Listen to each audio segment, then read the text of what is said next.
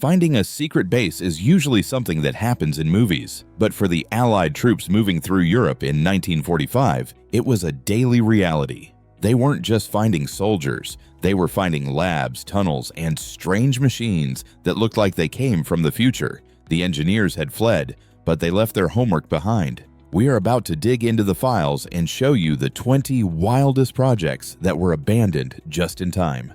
Chart 1. The German nuclear program. Everyone knows about the Manhattan Project in America, but the race was actually neck and neck for a long time. In a small town in Germany, scientists were working around the clock to split the atom. They knew that if they could harness that energy, they wouldn't need thousands of planes or tanks. They would just need one single device to end the conflict instantly. When the Allied forces arrived, they found a research reactor in a cave in Haigerloch. It looked like a chandelier made of black metallic cubes hanging into a pool of heavy water. They called it the uranium machine. The scientists were incredibly close to achieving a chain reaction. They had the uranium and they had the theory. The only thing they were missing was enough heavy water to make the reaction stable. You see, heavy water was the key ingredient, and the main supply came from a plant in Norway. A famous sabotage mission by Norwegian commandos destroyed that supply, slowing the Germans down just enough. If that shipment had arrived, the history books would be written in a very different language. The American team dismantled the cave lab, took the cubes, and buried the secret for decades. But while the nuclear program was all about small atoms creating big energy, the next project was about digging deep into the earth to hide an entire industry.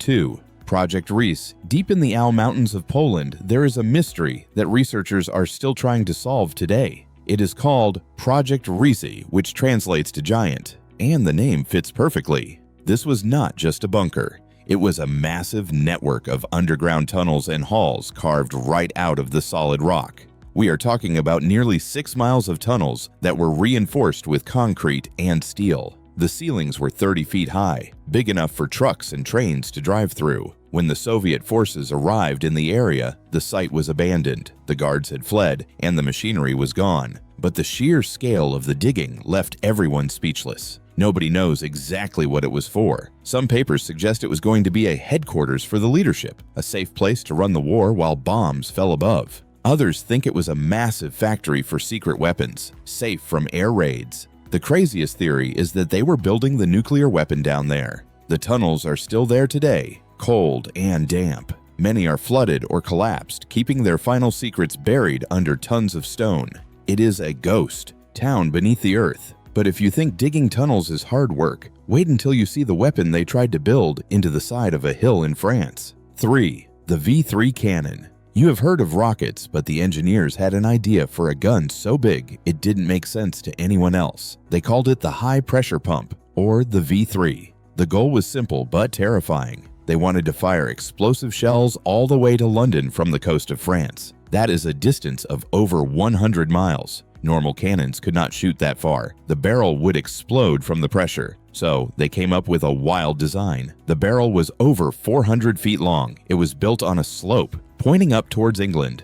Along the barrel, they placed extra explosive charges. The idea was that as the shell passed each charge, it would detonate, giving the shell an extra kick of speed. By the time the shell left the muzzle, it would be moving at supersonic speeds. They found the site at a place called Mim-Oyek in France. It was a huge underground complex with tunnels and rail lines. The plan was to fire hundreds of shells an hour, raining destruction down on London without warning. Luckily, a lucky bomb from a British plane smashed through the thick concrete roof before the gun could ever be used. The project was scrapped, and the long barrels were cut up for scrap metal. But the ambition to strike from a distance didn't stop with cannons. They also wanted to reach space. 4. Silbervogel. Imagine a plane that could fly halfway around the world, drop a bomb, and land safely, all before the enemy even knew what happened. This was the dream behind the Silbervogel, or Silverbird. It was a rocket-powered bomber designed to fly in the suborbital space, way higher than any normal plane could go. The design looked like a flat, silver arrow. The plan was to launch it on a massive rocket sled track that was 2 miles long. Once it was in the air, its own rocket engine would kick in, blasting it up to a height of 90 miles. That is technically space. Here's the clever part. The pilot wouldn't just fly straight. They would use a technique called the skip glide. Imagine skipping a stone across a pond. The silver bird would hit the dense atmosphere and skip off it like a stone, bouncing its way across the ocean to America. It was a brilliant idea on paper. When the war ended, the experts found the wind tunnel models and the math. They were shocked. The calculations were mostly correct. The only problem was the heat. The friction from skipping on the air would have melted the plane, likely ending the mission in a ball of fire. But the concept was so advanced that it actually helped NASA design the space shuttle decades later. So they wanted to dominate the sky, but they also had plans to rule the ground with something so big it would crush the roads it drove on. 5. The Land Cruiser. 1,000 Rata tanks are big. They are heavy and scary. But the leadership wanted something bigger. They didn't want a tank. They wanted a land battleship. The result was the design for the P-1000 Rate. The name means rat, which is a strange joke because this thing was a monster. We are talking about a vehicle that weighed 1,000 tons. To give you an idea, a normal heavy tank back then weighed about 50 tons. The Rate was going to be as heavy as 20 tanks combined. It was so big that it didn't use tank guns. It used actual naval cannons taken off a battleship. The blueprints showed a machine that was 36 feet high. It was going to have a crew of up to 40 people, complete with a bathroom and a sickbay inside the tracks. The armor was going to be 10 inches thick. Nothing on the battlefield could hurt it. But there was a huge problem. It was too heavy. If this thing drove on a road, it would crush the pavement. If it tried to cross a bridge, the bridge would collapse. It was a logistical nightmare. The Minister of Armaments looked at the plans and realized it was a waste of steel. He canceled the project before they could build a prototype. But the idea of a land battleship remains one of the wildest concepts ever put on paper. While the Rate was too big to move, the next project was small, fast, and incredibly dangerous for the person inside. 6. Bakumba 349 Natter. As the Allied bombers filled the skies, the defenders got desperate. They needed a way to stop the planes, and they didn't have enough runways left. The solution was the Natter, which means Viper. This was not a normal plane. It was a manned rocket. The Natter didn't take off from a runway. It blasted off vertically from a launch tower, just like a space rocket. The pilot sat in the nose, surrounded by explosives. The idea was to shoot up into the bomber formation, fire a barrage of rockets, and then dive away. Here is the crazy part. The plane was disposable. It had no landing gear. Once the attack was done, the pilot and the engine would separate from the wooden body. The pilot and the engine would parachute down to the ground to be used again, while the rest of the plane crashed. It was a high-risk mission. During the first manned test flight, things went wrong. The canopy flew off, and the plane crashed, taking the test pilot with it. Despite the danger, they built nearly 40 of them. When the American troops captured the factory, they found rows of these little wooden rockets waiting to be launched. They never saw combat, which was probably a good thing for the pilots. The Natter was crude, but the next aircraft on our list was so futuristic that it looked like a stealth bomber from the 21st century. 7. Horton Ho 229. If you look at a modern stealth bomber, you see a flying wing shape. No tail, no body, just a wing. It is a design that makes a plane very hard to see on radar. But believe it or not, two brothers in Germany built a jet-powered flying wing back in the 40s. It was called the Horton Ho 229.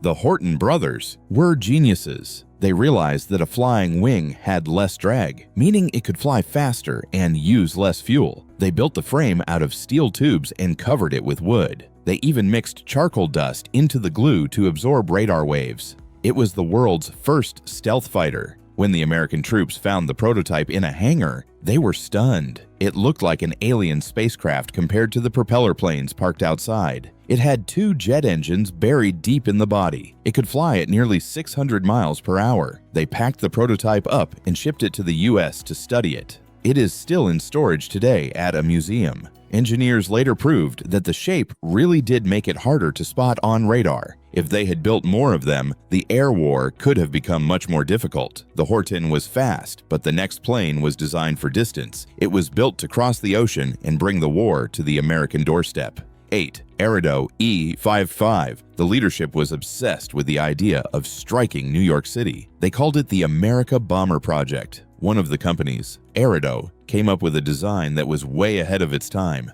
The E-555 was a massive jet-powered flying wing, similar to the Horton but much bigger. The designs found in the factory archives showed a sleek, triangular plane with 6 jet engines mounted on the back. It looked like a guitar pick flying through the air. It was designed to carry a heavy bomb load over 4,000 miles. The crew would sit in a pressurized cabin in the front, controlling defensive turrets by remote control. It was a beautiful design, but it was also desperate. By the time the drawings were finished, the fuel supplies were running low. The engines were thirsty and the materials were scarce. The project was canceled just a few months before the war ended, but the discovery of the plans showed just how far their thinking had gone. They were not just thinking about the next battle, they were thinking about global reach. Speaking of reach, the next project was a massive construction effort to house the supercannons we talked about earlier. 9.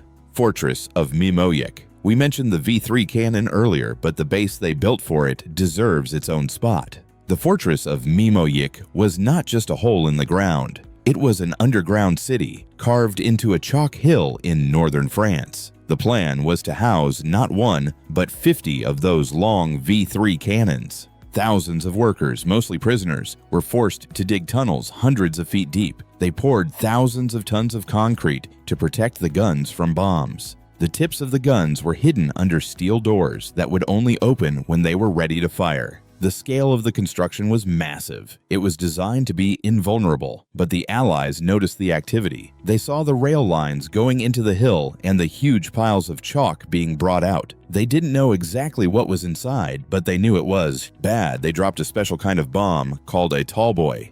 These were massive earthquake bombs designed to burrow deep into the ground before exploding. The bombs collapsed the tunnels and crushed the project. When the troops finally entered the site after the invasion, they found a ruined dream of destruction. While Mimoyek was for guns, the next massive concrete structure was for rockets, and it is still standing today.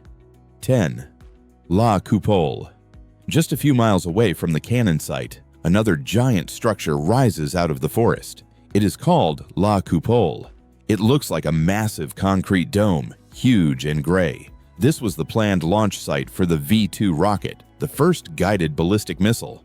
The V2 was a terrifying weapon because it fell from space faster than the speed of sound. You couldn't hear it coming. The plan for La Coupole was to store hundreds of these rockets underground. They would prep them, fuel them up, and then roll them out to launch pads outside. The dome itself is a masterpiece of protective engineering. It is over 16 feet thick. It weighs 55,000 tons. The idea was that even the biggest bombs could hit it, and the rockets underneath would be safe. But like the other sites, the bombers got there first. They pounded the area around the dome, destroying the roads and the support buildings. The site was abandoned before a single rocket could be launched. Today, you can actually visit it. It has been turned into a museum. Standing under that massive concrete roof, you get a chilling sense of what might have been. Rockets were scary, but the next project was a classic airplane with a very long range, intended to be the workhorse of the transatlantic attack.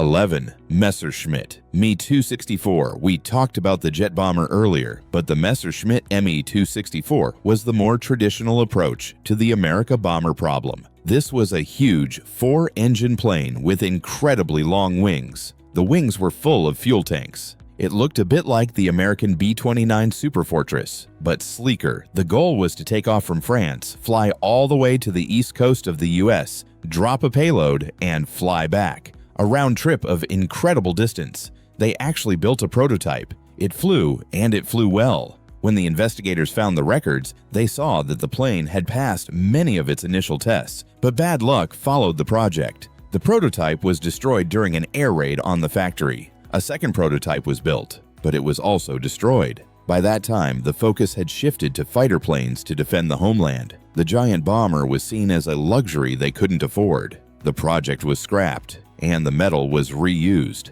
But it proved that the threat to the American mainland was a very real goal for the regime. From giant bombers, we go to something much weirder, a project that involved carrying a plane on top of another plane. 12. Sonderflugzeug 1. 1. The name implies a special aircraft, and it definitely was.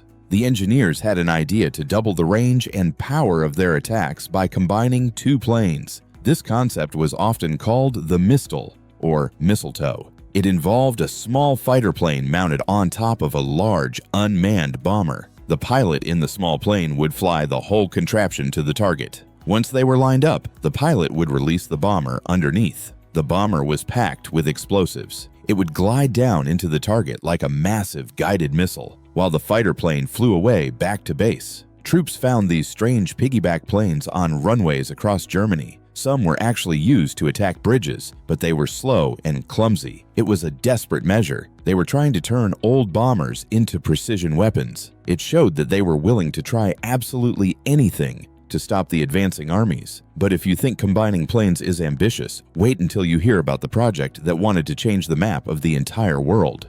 13.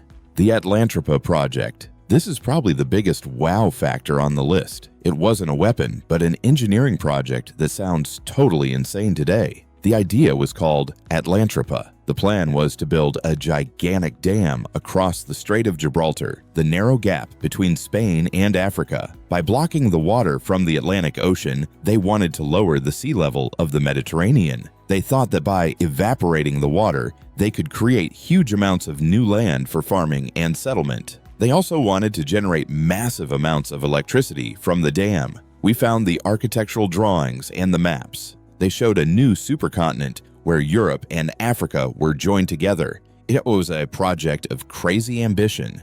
Of course, the scientists later realized that this would have turned the Mediterranean into a salty desert and ruined the climate of Europe. It was never built, obviously, but the fact that serious engineers spent time drawing up plans to drain a sea shows the level of confidence, or perhaps delusion, that existed at the time. They truly believed they could reshape the planet itself. Speaking of reshaping, they also had plans to rebuild their capital city into something that would dwarf everything else on Earth. 14. Welthauptstadt Germania. The leader had a favorite architect, and together they dreamed up a new capital city called Germania. They wanted to tear down the old Berlin and build a city of giants. The centerpiece was going to be a building called the Great Hall. The models found after the war show a domed building so big it is hard to comprehend. The dome was supposed to be nearly 1,000 feet high. You could fit the Eiffel Tower inside it. The hall was designed to hold 180,000 people. It was going to be the largest enclosed space in the world. They actually started clearing the ground for it. They built a massive concrete cylinder just to test if the sandy soil of Berlin could support the weight of the massive monuments. That cylinder is still there today. It is too heavy to move. The plans showed massive avenues, huge arches, and zero traffic lights. It was a city designed to make the individual feel small and the state feel powerful. But the war consumed the resources needed to build it, and Germania remained a model in a showroom. While they were planning cities, they were planning invasions of unlikely places. 15. Operation Green. When you think of the war, you think of France, Russia, or Italy. You rarely think of Ireland, but the discovered files revealed a detailed plan called Operation Green. It was the blueprint for an invasion of Ireland. The generals knew that if they could control Ireland, they could cut off Britain from the Atlantic Ocean. They could surround the British Isles. The planners had mapped out every beach, every road, and every power station in Ireland. They had lists of people they wanted to arrest. They even printed postcards for the soldiers to send home from Dublin. It was that detailed. The plan was never launched because they couldn't get past the British Navy, but finding the documents was a shock to the Irish government, who had stayed neutral during the conflict. It showed that no one was truly safe from the expansion plans. Invasions require weapons, and sometimes bullets aren't enough. That is why they tried to weaponize sound itself. 16. The wind cannon. In a research facility in the mountains, troops found a strange device that looked like a large bent pipe pointing at the sky. It was the wind cannon, or wind cannon. The idea was to use compressed air to shoot an invisible slug of wind at enemy planes. The theory was that a sudden blast of turbulence could break the wings of a bomber or knock the pilot unconscious. The device used a mixture of hydrogen and oxygen to create a violent explosion in a chamber. This explosion was funneled into a focused beam of air. They actually built a prototype and tested it. It could break wooden boards from hundreds of yards away. But hitting a fast-moving plane thousands of feet in the air was a different story. The range was too short, and the aim was too difficult. The wind cannon was found rusting in a field. It looked like a piece of abstract art, but it was a serious attempt to create a weapon that left no trace. It was just one of many weird experiments to defend the skies. But not all weird weapons were for airplanes. Some were for the soldiers on the ground, to help them shoot without being seen. Chapter 17. The Krumlauf street fighting is dangerous.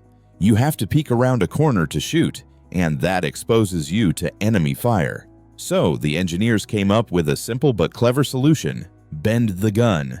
This device was called the Krumlauf, which means curved barrel. It was a curved attachment that fitted onto the standard assault rifle. It included a periscope mirror so the soldier could see around the corner while staying safely behind a wall.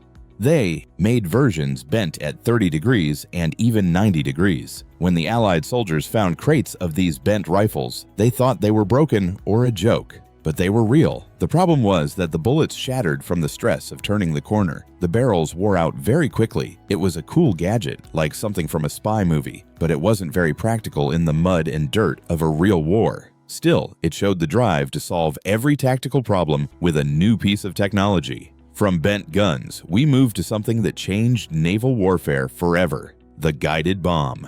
18. Fritz X. Before the war, if you wanted to hit a ship, you had to drop a lot of dumb bombs and hope one landed. But the regime developed the Fritz X. This was the grandfather of all modern smart bombs. It was a heavy armor-piercing bomb with little wings and a radio receiver. After the bomber dropped it, a bombardier on the plane could use a joystick to steer the bomb as it fell. They could adjust its path to hit a moving ship. It was highly advanced. They actually used it in combat. They sank an Italian battleship with it in 1943. When the investigators inspected the captured stockpiles of Fritz X bombs, they realized the era of simple bombing was over. This was the beginning of the age of precision warfare. The technology found in the Fritz X helped the Allies develop their own guided missiles in the years that followed. It was a game changer. Logistics wins wars, and the next project was a massive attempt to fix their supply lines using water. 19. The Elster-Saal Canal. Moving tanks and supplies by train was risky because the tracks were constantly being bombed. So the planners looked to the rivers. They started a huge project to link two major rivers, the Elbe and the Saale, with a canal. But the land was uneven, so they couldn't just dig a ditch. They started building massive ship elevators. These were giant structures designed to lift entire barges loaded with supplies from one level of water to another. We are talking about concrete locks and lifts that were engineering marvels. The ruins of this project were found abandoned. Huge concrete pillars standing in the middle of fields, locks that were half finished, and canals that went nowhere. It was a massive investment of concrete and steel that was left to rot when the war turned against them. It is a reminder that they were planning for a long future, even as their time was running out. And finally, we come to the last item, the one that sounds the most like science fiction, the ultimate weapon in the sky. 20. The sun gun. This is it. The most ambitious and terrifying idea of them all. The scientists led by Hermann Oberth had a theory. They wanted to build a space station in orbit around the Earth, but this wasn't for research. It was for a weapon. They wanted to attach a gigantic mirror to the station, roughly 1 mile wide. The plan was to use this mirror to focus the light of the sun onto a single point on the Earth's surface. It would be like a kid using a magnifying glass to burn a leaf, but on a planetary scale. They believed the sun gun could boil oceans or burn entire cities to ash. When the American experts interviewed the scientists and looked at the papers, they were relieved to find that the technology to build it was at least 50 years away. They didn't have the rockets to get that much glass into space, but the fact that they were seriously doing the math on a Death Star-style weapon is chilling. It shows that there were no limits to their imagination when it came to finding ways to win.